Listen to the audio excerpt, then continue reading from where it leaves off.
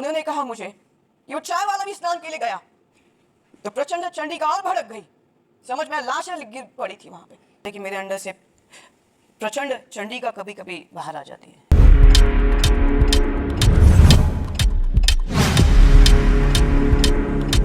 Hello everyone, welcome back to my channel B Richa. तो recently मैंने ममता कुलकर्णी का एक इंटरव्यू देखा था जो कि आपकी अदालत में हुआ था।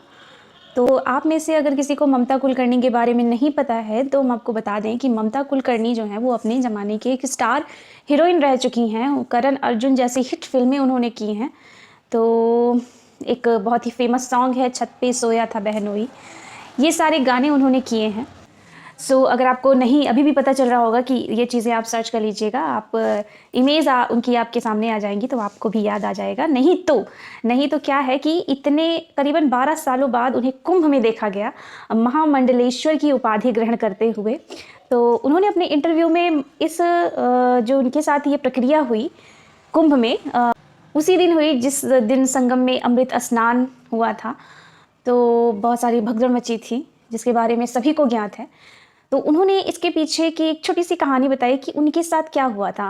उन्होंने ये बताया कि उनको मना कर दिया गया था कि नहीं, हम आपको महामंडलेश्वर की उपाधि नहीं दे पाएंगे, और उन्हें कोई भी नहीं लेकर गया था।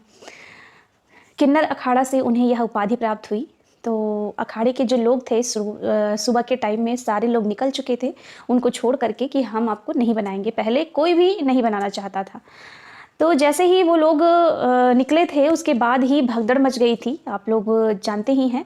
और अखाड़ों ने अपना जो स्नान है वो रद्द कर दिया था। और इसी के साथ जब स्नान रद्द कर दिया गया, भगदड़ मच गई, तो लोगों को, जो अखाड़े वाले हैं, जो बाबा लोग हैं अखाड़े के, उनको एहसास हुआ कि हमने जो है ममता को मना करके बहुत ही गलत काम किया है। हमने उनको मना कर दिया, इसी वजह से ये सारी चीज़ें हो रही हैं। इसी की वजह से ये सारी चीज़ें घटित हो रही हैं कि भगदड़ मच गई, इतने लोग मर जा रहे हैं, इतने लोग घायल हो जा रहे हैं। तो ये जो सारी चीज़ें हो रही हैं ये सिर्फ इस वजह से हो रही हैं क्योंकि हमने उनको मना कर दी, महामंडलेश्वर की उपाधि देने के लिए हमने मना कर दिया। इसी वजह से ये सारी घटनाएं घटित हो रही हैं।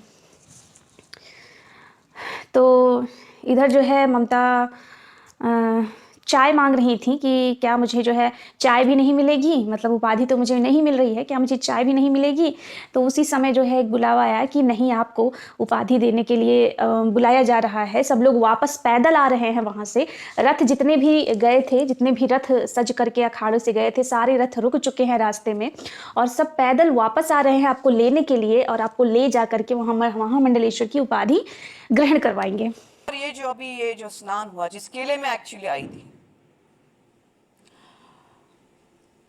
और दोपहर तक उस स्नान की सब तैयारी थी। अब मैं महामंडलेश्वर बन गई थी। तो मेरे लिए रथ होता है, छतरी होती है और स्टिक होती है, क्या उसको दंड होता है, छड़ी होती है। तो उस सब की तैयारी नहीं हुई थी और ये सब लोग चले गए थे, सब महामंडलेश्वर। 1000 रथ स्नान के लिए 12 बजे से निकल गए थे। और मैंने 23 साल की तपस्या की, मुझे इन लोगों ने रख दिया पीछे। मुझे कोई सब दूत नहीं, मैंने ही बोला उनको, जाओ, मेरे साथ विवाद है, आप जाओ। लेकिन मेरे अंदर से, जैसे मैंने बोला, प्रचंड चंडी के पाराशक्ति विद्महे आद्या शक्ति सदाशिवाय धीमहि तन्नो सज्जोता वाम रुद्राय प्रचोदयात। तो प्रचंड चंडी के जो है वो ऐश्वर्य है स्वरूप में है, उसकी 64 योगिनियां होती है। तो 23 साल से मैंने मेरे अंदर उन योगियों को जागृत करके रखा है। तो उसको ये सहन नहीं हुआ कि मैं पीछे हूं। मैंने, आप लोग जाओ। मुझे सिर्फ इतना दुख था कि ये सब अहंकार और ये सब रथ और छत्र और छड़ी के पीछे जो अमृत है, जो स्नान है, वो रह गया मेरा। और मैं बहुत रोई, मैं रो रही थी। ये सब वहां खड़े हो गए थे रथ के लिए, स्नान के लिए। और 3 बजे मुझे वहां के जो मेन है, मुझे फोन आता है कि आप महागौरी हो, आप महाकाली हो। मैंने कहा क्यों, क्या हो गया? बोलते पूरा स्नान स्थगित हो गया और सब रथ वहां के वहां खड़े हो गए। मैंने कहा और क्या हो गया? बोलते अभी हम लोग 10 किलोमीटर चल के आ रहे हैं वापस। तो मैंने कहा मैं महाकाली हूं, जिस स्नान में आप डुबकी मार रहे हो वो मैं ही हूं। आपने उसको पीछे कैसा छोड़ दिया? मैंने कहा मैं सुबह उठी 4 बजे, मैंने कहा चलो मेरा स्नान नहीं हो रहा है, कम से कम ये तो पूछो मुझे चाय मिलेगा। तो उन्होंने कहा मुझे कि वो चाय वाला भी स्नान के लिए गया। तो प्रचंड चंडिका और भड़क गई, समझ में लाशें गिर पड़ी थी वहां पे। ये मैं नहीं चाहती थी, लेकिन वो बर्दाश्त ही नहीं कर पाया। अगर चाय वाले और झाड़ू और खटके वाले जा सकते स्नान के लिए, इतना तो मैंने कोई बुरा कर्म नहीं किया ना। मैंने 23 साल तो मैं छोड़ के एकांतवास से तपस्या ध्यान कर रही थी। अगर मेरा अधिकार स्नान के लिए नहीं है तो शायद वो भी नहीं समझ पा रही होगी। नहीं, मैं तो पूछ रहा था महामंडलेश्वर आपको जो बनाया गया और जिन्होंने आपको बनाया उनके खिलाफ इंक्वायरी शुरू हो गई है कि किसको बना दिया। ठीक है, आज तो प्रमाण हो गया किसको बना।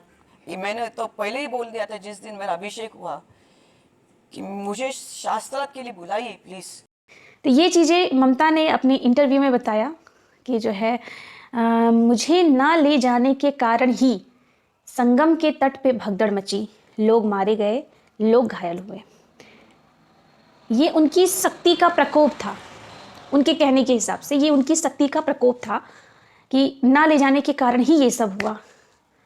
इनडायरेक्टली अगर देखा जाए तो वो सारा इल्ज़ाम अपने सर ले रही हैं, वो बात अलग है। तो बीच बीच में वो ये भी बता रही हैं कि मैं महाशक्ति का अवतार हूँ, मैं महाकाली का रूप हूँ, मेरे अंदर महाकाली आती हैं। महाकाल और महाकाली की वो पुजारिन हैं, ऐसा वो कहती हैं। और लोग कहते हैं कि आप 12 वर्षों तक तपस्या इन्होंने की, 12 वर्षों तक। लेकिन वो बताती हैं कि 12 वर्षों तक तो आप लोगों को पता है, लेकिन मैंने तपस्या 25 वर्षों के लिए किया है। 25 वर्षों तक मैंने तपस्या किया है। आपने 12 साल बोला, मैं 23 साल की मेरी तपस्या है। तो 23 साल से मैं गायब हूँ। मैं 2012 तक मैंने बहुत कड़क तपस्या की है। तो बोलते ना महामंडलेश्वर कोई बनाता नहीं, आप हो तो आप होते हो। ये तो भव्य कपड़े सिर्फ एक, एक्चुअली मैं इसको धारण नहीं करना चाहती थी, मैं किसी चीज़ में बनना नहीं चाहती थी। बिकॉज ऐसा मुझे नहीं लगता है कि मैंने कुछ गलती किया। अभी ये वस्त्र मुझे, ये ऑफिशियली शायद महाशक्ति, महाकाली, फिर ये महाकुंभ है, फिर महाकाल की धरती है। फिर मैंने महाकाल और महाकाली की काफ़ी तपस्या की, घोर तपस्या की है कि कभी कभी ऐसा ही डर लगता है कि मेरे अंदर से प्रचंड चंडिका कभी कभी बाहर आ जाती है। सबसे ज्यादा विवाद हो रहा है आपको महामंडलेश्वर बनाए जाने के लिए, और वो भी किन्नर अखाड़े का। अब आप किन्नर तो है नहीं, आप तो स्त्री हैं। हमारी जो महामंडलेश्वर डॉक्टर आचार्य लक्ष्मी नारायण त्रिपाठी जी है, जो आचार्य है, मेरी इच्छा ही नहीं थी कि मैं किसी प्रकार के किसी पदवी से बन जाऊं। मैं प्रचंड चंडिके के आद्य स्वरूप हूँ।